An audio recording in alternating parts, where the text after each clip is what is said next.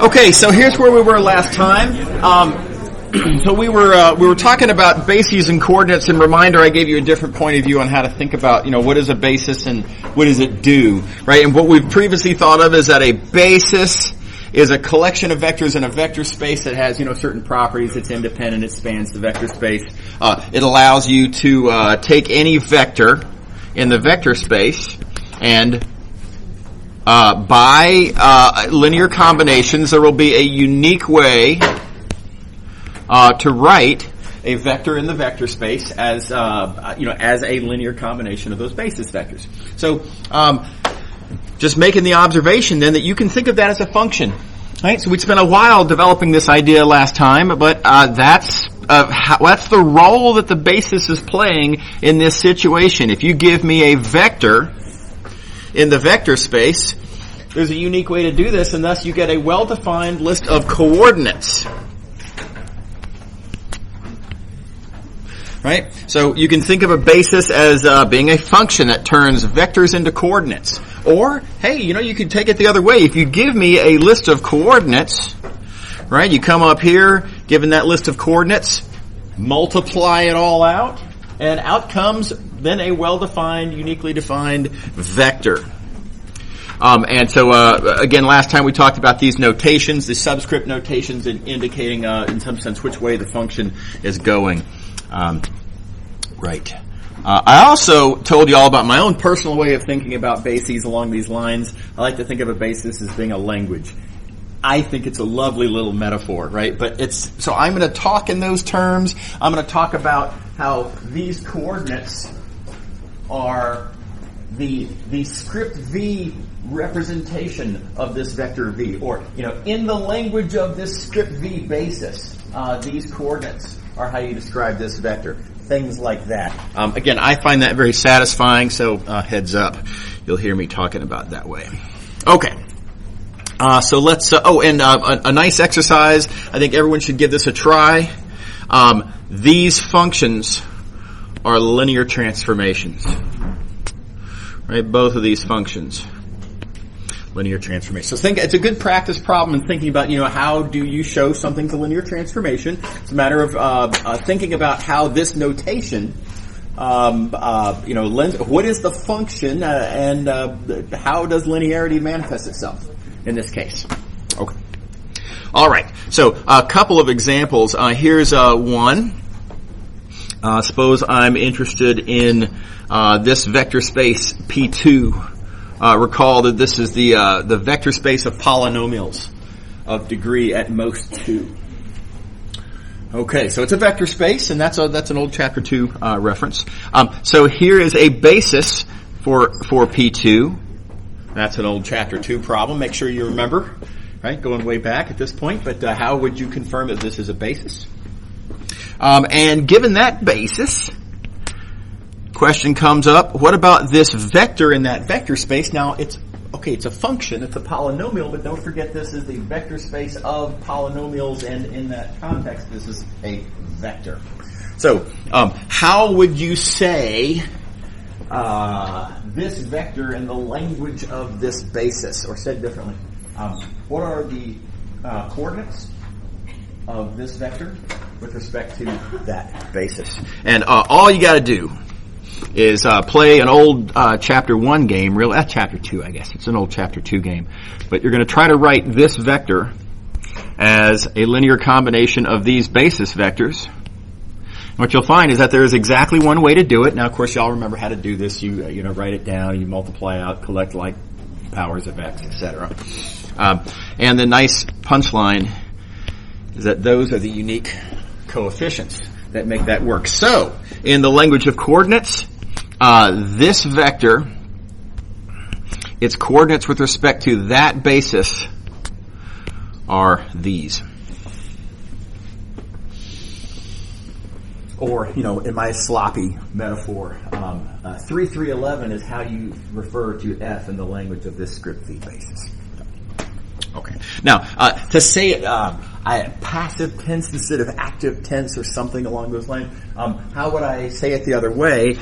If I were to ask, these coordinates, what vector do those represent with respect to that basis? Well, they represent this vector, F. And again, these are really the same statement.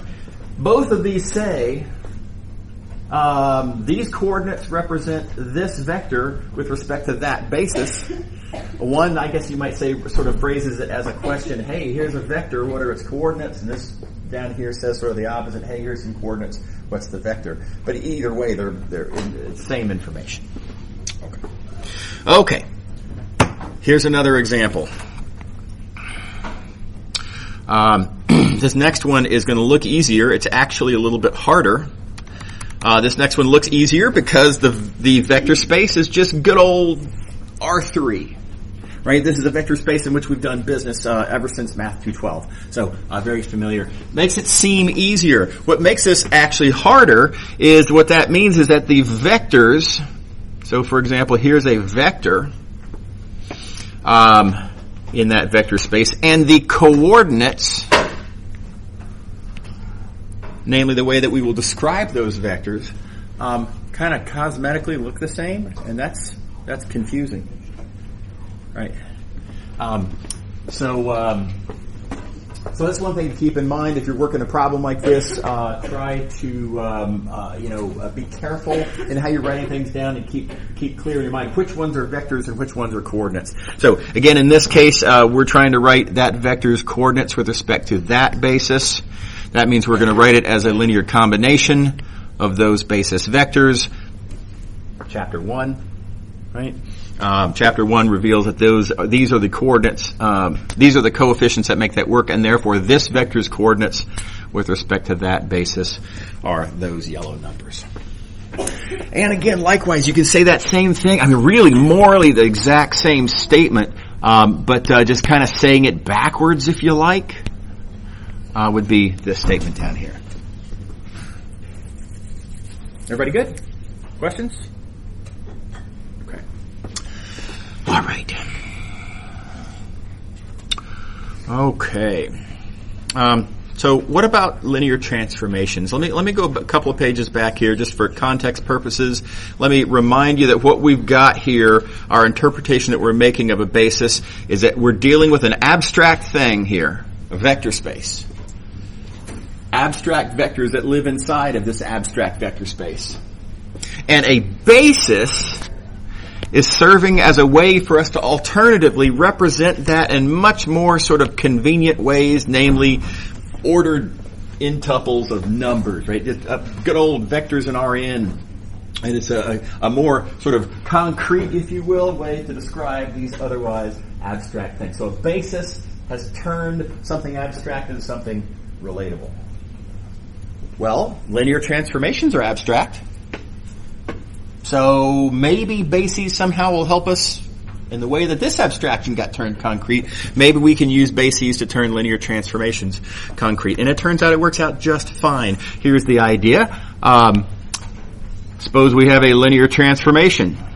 And there's how I'm going to write that linear transformation. V to W. So this is in the world of abstractions up here. We've got a vector space V, got a vector space W. I would like to kind of make everything here a little bit more concrete, a little bit more relatable. Bases have done that for us in the past. Specifically, if I have a basis for the domain, right, I can take these abstract things, the abstract vectors in this domain, and I've got a nice concrete way to represent these abstract vectors in the domain. Okay. But the thing is, I also have a target over. There's also this vector space W over here. If I want to represent everything involving T in more concrete terms, I need a way of representing these W vectors in concrete terms. So, well, we're going to need another basis, and here we go. Let's look at script W. Right. W is a vector space. If I pick a basis, then that gives me a means of writing vectors in W in coordinates with respect to that W basis. So, altogether then, this is what my diagram looks like. And quick reminder, everything on the page is a linear transformation. by assumption, T is a linear transformation. I just made an exercise for y'all to work out to show that this function, these functions, between the vector space V and Rn that we use for its coordinates, that this is a linear transformation, and likewise, that's a linear transformation. So, really, that composition is therefore a linear transformation. Let me rewrite that linear transformation a little bit more sort of conveniently as that. I've got a linear transformation from Rn to Rm, and one of the first things that we wrote down long ago. Not that long ago. Monday, I guess it was. Wait a second. Today's Monday. Friday, I guess it was. Lost track of time. Is that linear transformations from Rn to Rm, all of them can be represented as matrices. So what we have here then, let me sort of recopy. Given a linear transformation from a vector space to another vector space, if you have a basis for the domain and a basis for the target, then just by composing them together, you will get a linear transformation from Rn to Rm, namely something that can be represented as a matrix. And so, very conveniently, we call this the matrix that represents the linear transformation with respect to these two bases. It's kind of, if you will, this matrix is really doing the linear transformation. It's doing it, not directly to the vectors themselves, it's doing it to their coordinates. But the coordinates that's just a label, that this is a way of understanding, in fact, the vectors in the vector space. And what this matrix spits out, well, it doesn't actually give you the W vectors themselves, but it gives you their coordinates with respect to the agreed upon script W basis. So, with the understanding that we're speaking these languages, V in the domain, W in the target, in those languages, A does do T. It does perform the linear transformation. And it's a matrix, and of course matrices are just arrays of numbers, right? So again, we've got this nice accomplishment that, this is an abstract, it could be a lot of different things. It could be the act of differentiation. It could be some weird, multiply by a function and then take an integral or something strange. Lots of oddball linear transformations that we've seen, right? They can be represented as a matrix. Nice and canonical. Always the same. Very efficient. Just arrays of numbers. All right. Okay, so let's see here. I wanted to, let me zoom out here just a notch, and I want to talk through this statement that I made. I guess this isn't quite going to fit. That's too bad. Okay, so I want to talk about this statement down here. I guess I'll zoom back in. Fine. This statement down here. So this is a scary looking statement. I don't know, I find it a little scary looking. There's parentheses and brackets and superscripts and subscripts and curly letters. Right? It seems like there's a lot going on there. It's easy to look at this and think, whoa, overwhelming. Right? So let me just walk you through one little step at a time. By the way, one of the big secrets in math is don't let the notation overwhelm you. It's just notation, right? So take it in little bite-sized chunks. Think about what the notation is saying, and then think it through once you've seen what the notation is actually saying. So I want to break this down for y'all, and I'm going to have to recopy it up above. Here I'm going to cheat. So T of V script W equals, let's just, for quick convenience, we'll do this. And so Control C and Control V. There we go. Okay, so this statement, let's think it through. What does this statement say? This says that if I've got some vector and I apply the linear transformation to it, And then, having done that, if I then subsequently write its coordinates with respect to the W basis. Now, okay, so T of V, the output for the linear transformation, is in that vector space W. Being in the vector space W, we can talk about its script W coordinates, and that gives me a list of coordinates in Rm. What this equation says is that that's equal to this other thing. Let's think through, what does the other thing say? The other thing says, okay, suppose we were to start off by taking that same vector and looking at its script V coordinates first. Right? Don't do the linear transformation yet. Just look at the script V coordinates. And having done that, multiply by this matrix A that represents the linear transformation.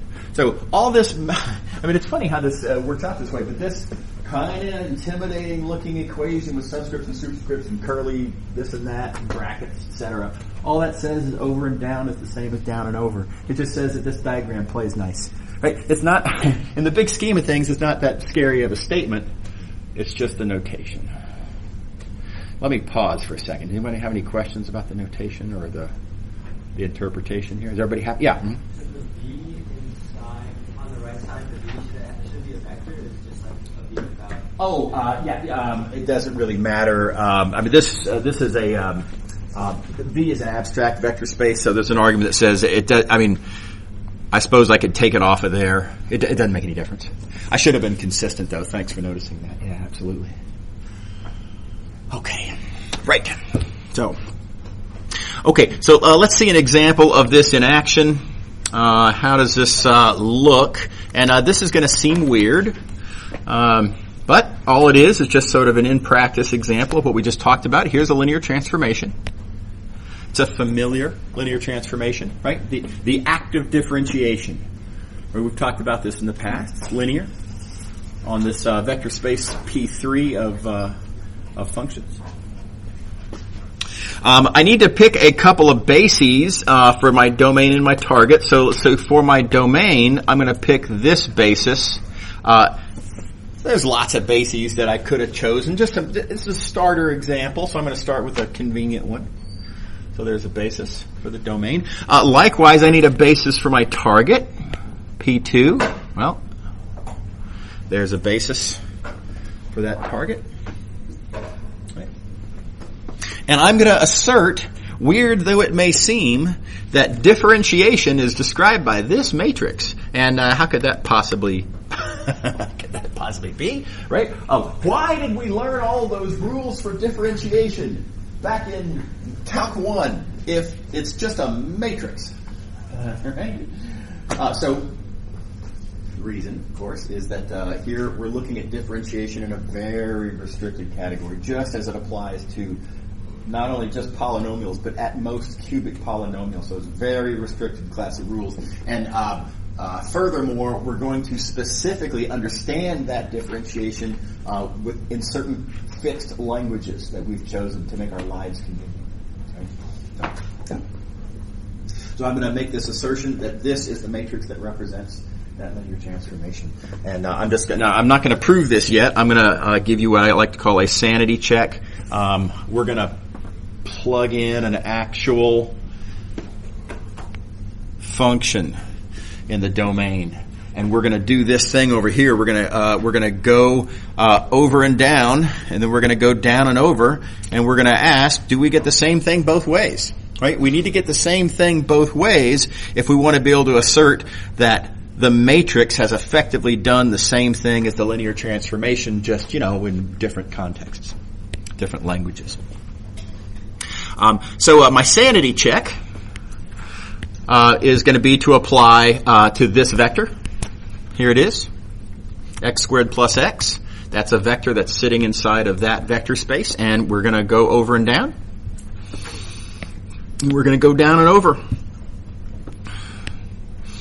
and see what we get. Well, over and down, taking a derivative, 2x plus 1, right? Calc 1.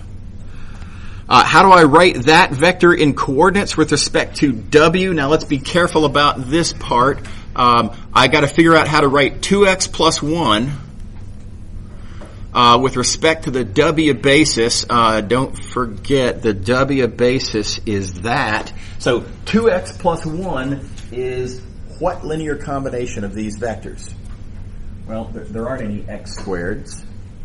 2x plus 1 is therefore 0x squared plus 2x plus 1, 1. So 0, 2, 1 are the coordinates that you see here. Okay. Now let's try next going down and over. So we're going to look at the coordinates of the input with respect to the script V basis, and then we're going to, instead of applying the linear transformation, we're going to see what the matrix does. This proposed, kind of implausible seeming matrix. See, does it actually effectively take derivatives? So, okay, here we go. Step 1. How do I find the coordinates with respect to script V? Well, don't forget, our vector is that. Here's our script V basis. And how would I write x squared plus x as a linear combination of those vectors? And again, you just kind of got to look and think it through. X squared plus x. There's no x cubes. There's no constant terms. So it's 0, 1, 1, 0 would be how you'd write this as a linear combination of those basis vectors. So 0, 1, 1, 0. Multiply by that matrix on the previous page, and sure enough, you get 0, 2, 1. I'm going to let y'all do that matrix multiplication. It's a little bit of arithmetic, easy to write down. And so, as desired, we get the same thing. Over and down gives us the same thing as down and over. And so, in effect, in this case at least, for that vector, this matrix is doing, morally, the act of differentiation. With the understanding that we're thinking about everything with respect to those given languages. Yeah, did you? Yeah. How did you get the matrix? Oh, yeah, right. No, I pulled that rabbit out the hat. Yeah, no, that's the next thing I'm going to talk about. Where did that matrix come from? Yeah, there was another. Same question? Okay, yeah, totally. Yeah, so this is just a sanity check. And in general, where you get this from is something we got to think through. Okay. Right. So here's the argument of how do you get this matrix. It's a clever argument. Keep in mind this is what we want, right? I mean, we've got some linear transformation here. I'd like to find this matrix that kind of does the same thing. I would like for this matrix, in other words, to effectively go up and over and down. And recall that matrices, right? A linear transformation from Rn to Rm, we know how to find matrices. A matrix has the feature that its columns are the images of the standard basis vectors. That's one of the first things that we showed way back. Let's see here. Let me go back to... Oh, no, I hit the wrong button. Bear with me. Sorry.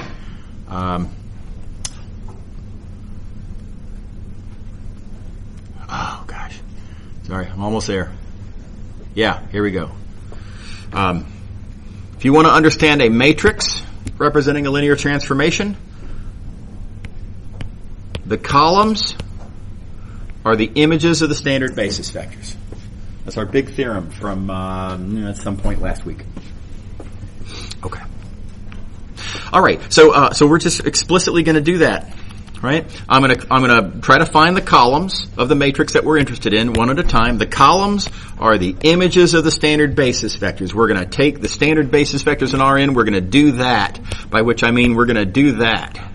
We're going to go up and over and down. And here's how that looks in notation. Up, we're going to take, let's see here, let me color code this better. So a standard basis vector here in Rn. Up is, we're going to ask, wait a second, what vector in V does that actually represent? Then we're going to do the linear transformation to it. Right. And having done the linear transformation, we're then going to write the results with respect to the W basis. So in notation, up and over and down, this looks like this. Okay. And so we just now we gotta figure out what all this means. I mean, how do you compute this? And we're again, this is another one of those things that at a glance, you look at the notation and it's kind of creepy looking, right? I mean, there's weird, there's subscripts on the left and brackets, and it's highly nested, and it's very intimidating looking. And we're actually almost done. The one little observation I claim that we need to make is what is this thing? And it's practically a matter of just writing down some quick things. Anyway, let me just go ahead and do it. Standard basis vector. Remember, these are coordinates that are just mostly zeros with a 1 in a certain position and zeros everywhere else. This says I would like to take that linear combination of these basis vectors. Give me 2 seconds. Okay. Or did I make a mistake? Go ahead. Oh yeah. You know, that is hard to read, isn't it? Thank you. Absolutely. Right. Let me use orange. Kind of close to yellow. So that a standard basis vector is mostly zeros, a 1 in the ith position, and then everywhere else all zeros. Yep. Okay, so what I have circled in green is the vector whose coordinates with respect to the script V basis are these numbers, namely those numbers, mostly zeros, with a 1 in the ith position. So here we go, let's write that down. So this vector that I'm interested in is, well, it's a linear combination of the vectors V1 through Vn, and my coordinates are, well, mostly zeros. So I have 0 V1 plus 0 V2, et cetera, et cetera, et cetera. There's a 1 in there that we'll get to in a second. But finally, 0 Vn. That one single 1 is in the ith position. So this one here is the ith coordinate, which makes it the coefficient of the ith basis vector. And what do you get when you take the basis vectors and you multiply all but one of them by 0, right? And then the remaining, the one that has not been multiplied by 0, you multiply it by 1. And it's really easy algebra. You get VI. This is the one thing that got multiplied by 1 and not 0. Right? So this is VI, as it turns out here.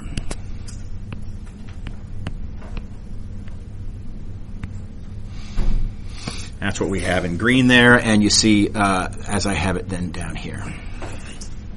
Okay, so now it does look like there's still stuff to be worked out, and I guess there kind of sort of is, but everything else here is stuff that we have to look at sort of example by example. So this is the final form that I'm going to leave it in. Final form I'm going to leave it in. Clean up my mess. If you're interested in writing down a matrix,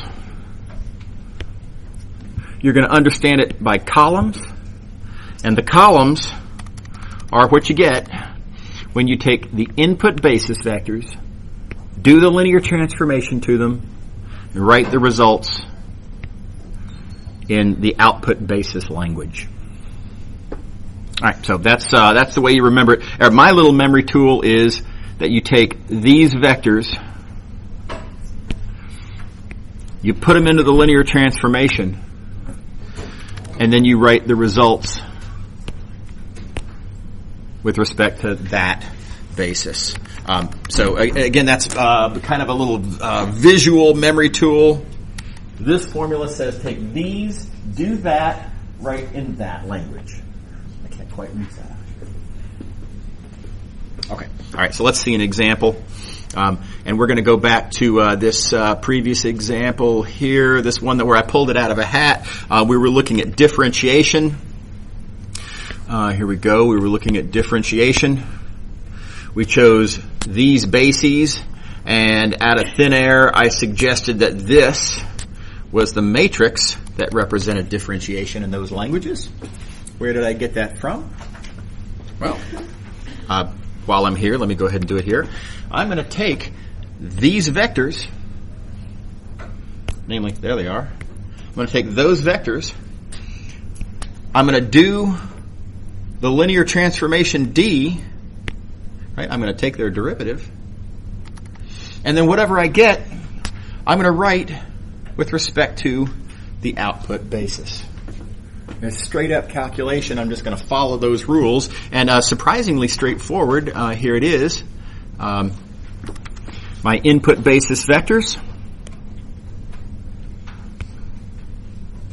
There they were, x cubed, x squared, x, and 1. Those are my input basis vectors. I'm going to take their derivatives. That's easy. Right, Calc 1. The derivatives of those functions are easily written down. And having done that, I need to write their coordinates with respect to the W basis, namely how are these vectors here, these four resulting derivatives, how are they linear combinations of x squared, x, and 1? One at a time, you can go through that process, and here they are. Those are those coefficients. Okay. And notice these columns, these being the columns, you can assemble these columns into a matrix and you get that matrix that previously I just pulled out of a hat. But that's how you can compute them. How we doing? Is everybody okay? Questions? Everybody's happy? Okay. Oh yeah, right here they are assembled. So first column there, second column there, third column, and fourth column. So, all right. So previously we sanity checked it. Now we've proved it. Okay. Right. So another couple of examples. These examples are sort of backwards, perhaps you might say.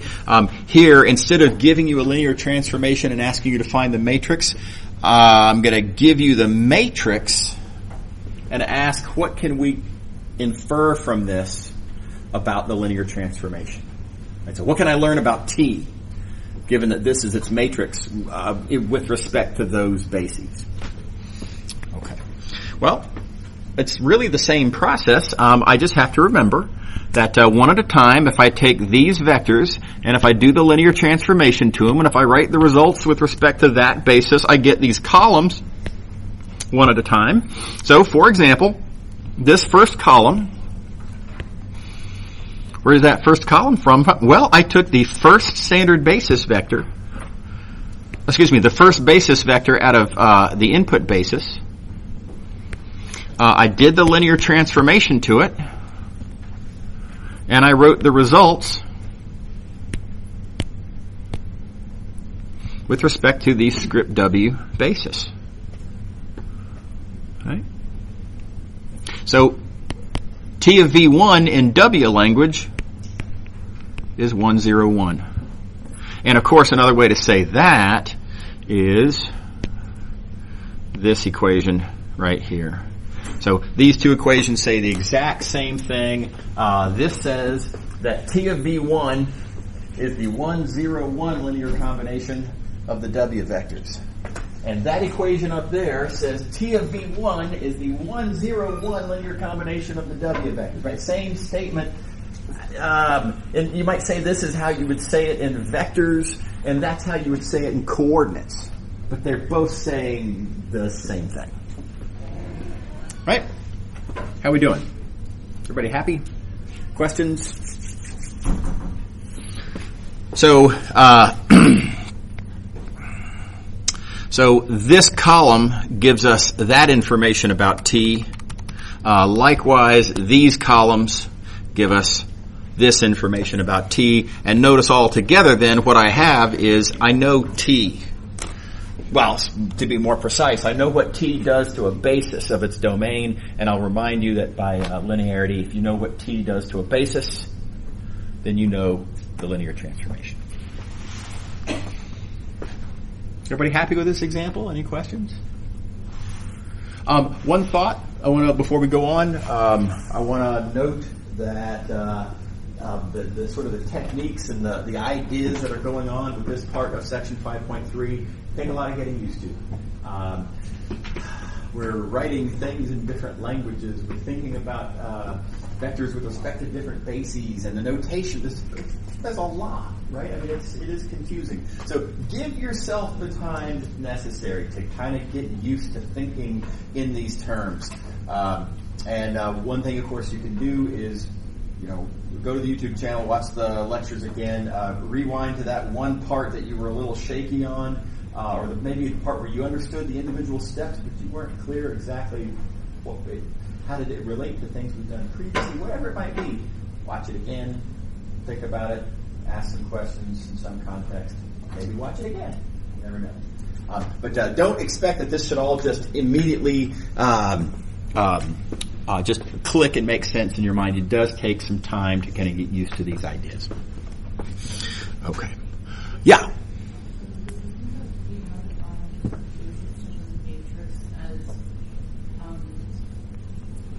The linear combination of columns other than the way that we're defining the basis for a matrix previously, which was the individual.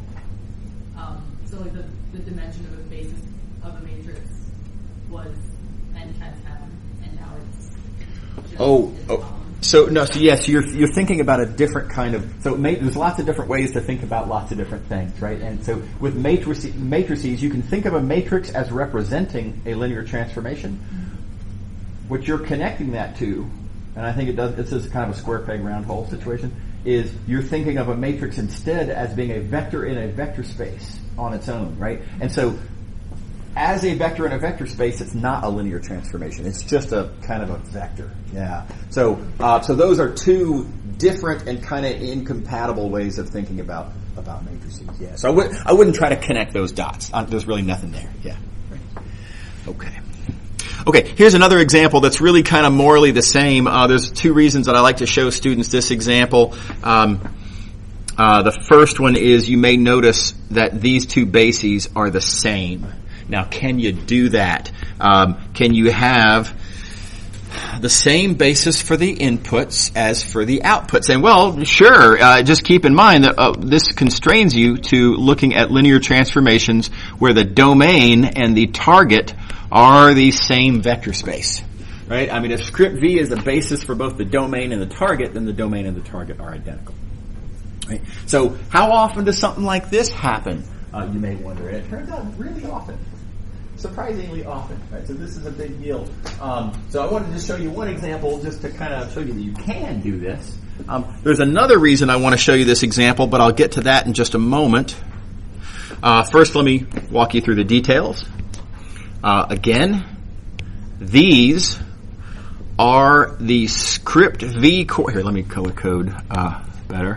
These numbers are the script V coordinates of T of the first standard basis vector. So, saying that more explicitly, T of the first standard basis vector in script V coordinates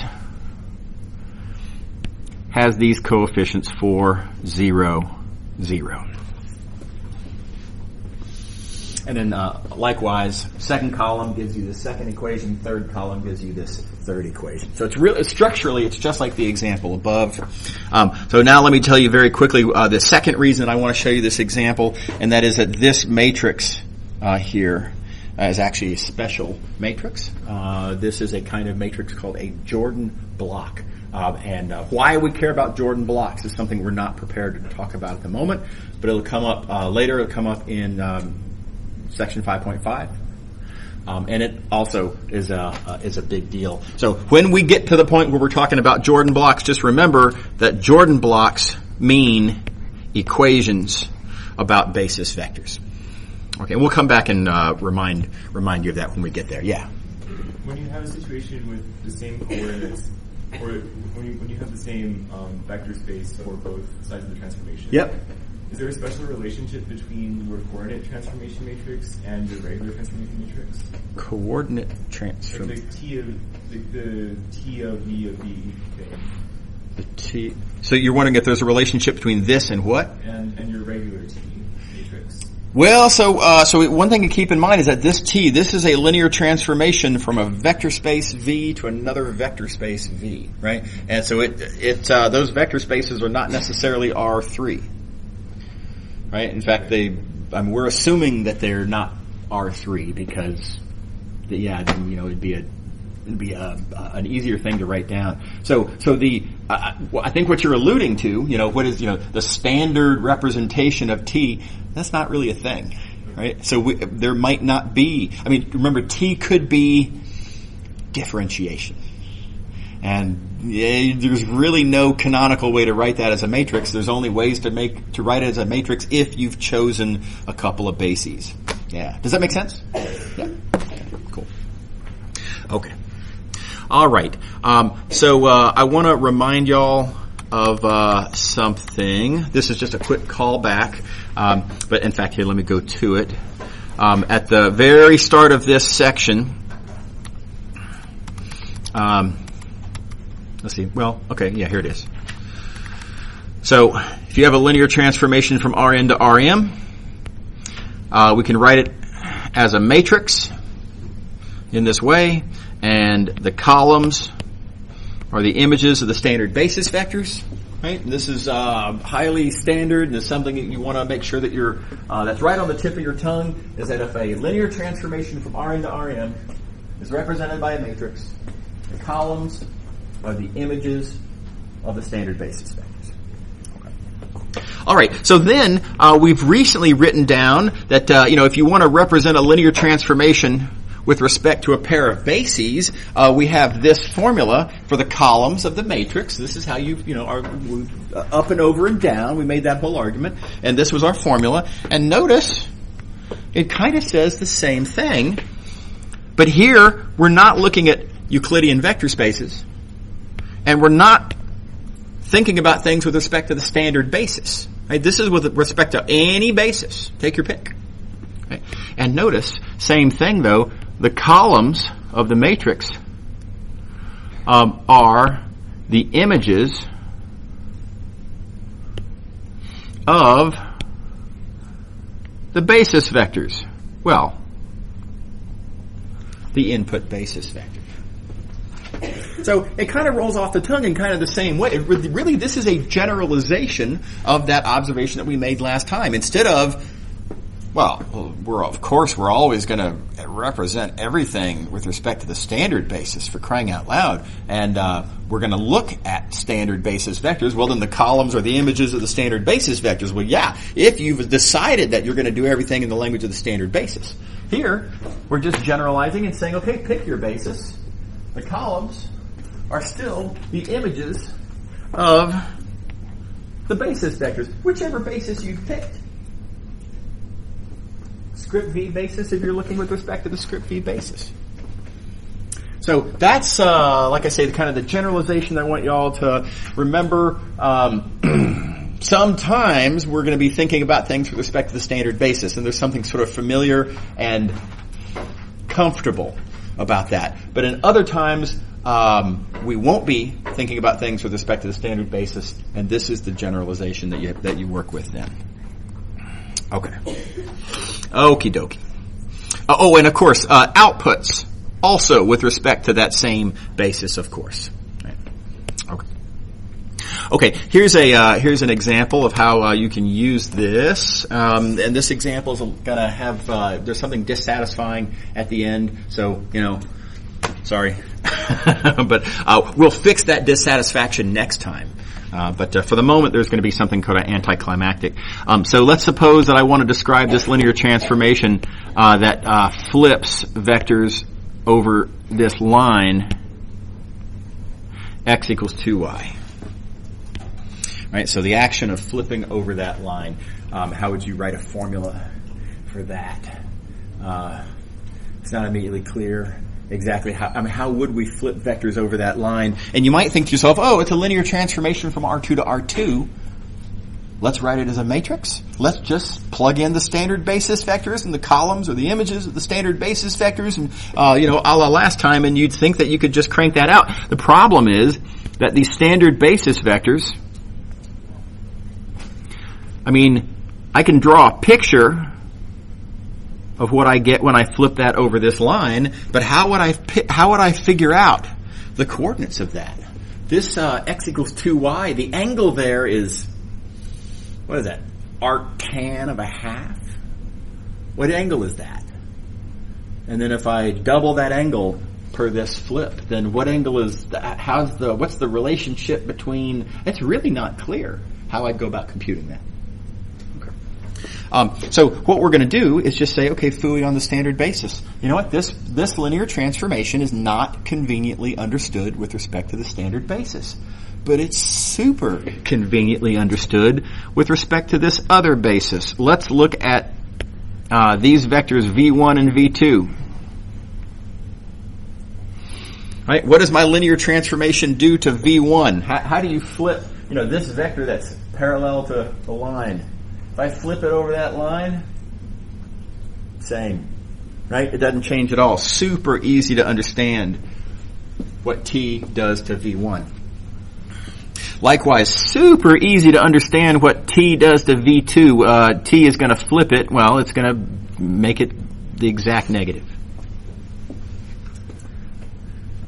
So, if I want to write this linear transformation, the action of flipping over that line, if I want to write that with respect to this new basis, this v1, v2 basis, where this is easily observed, right? Pick that basis. It's really easy to write down the matrix. Right? The first column, it says, I need to look at t of v1, and how do I write t of v1 with respect to v1 and v2? Well, there you go. T of v1 is v1, and v1, how would I write v1 as a linear combination of v1 and v2? Well, v1 is v1 plus no v2s. Easy linear combination. Everybody on board? Questions? Feel free. Likewise, t of v2 is negative v2. Negative v2, how would I write negative v2 as a linear combination of v1 and v2? Well, negative v2, there's no v1s in that. Let's just do 0 v1s. And then negative 1 v2. That gives me negative v2. So, that column. Right? So the beautiful thing about it is, you pick the right basis, and it's really easy to write a matrix representing a linear transformation. With respect to this cleverly and conveniently chosen basis, the linear transformation is no problem. Right? And that's all. This is a nice, it's a nice conclusion. It does have a disadvantage, and here's the anticlimactic part. I need to know how to apply this linear transformation to vectors as I will typically understand them with respect to the standard basis. Right? So even though it's very easy to write down TVV, maybe I need to know TSS. Right? So, disappointing in that sense. What we will see next time is how to convert. We're going to see several things next time, but among the things we will see next time are how to convert a matrix from one language into a different language. See y'all later. Have a good one.